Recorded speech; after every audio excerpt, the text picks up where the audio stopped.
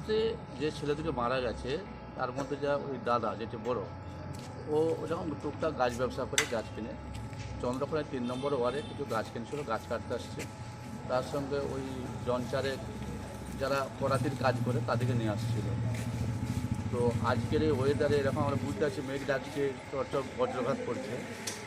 ওই কাজের মুহূর্তে সে সময় একটা বজ্রঘাতের মধ্যে দুজন দাদা ভাই মারা যায় এবং আরও দুজন আহত হয়ে তার চন্দ্রকোনা গ্রামীণ হসপিটালে ভর্তি আছে। এখন আমরা সবাই এসেছি যে তাড়াতাড়ি যে পোস্টমর্টমকে করে কীভাবে নিয়ে আসা যায়।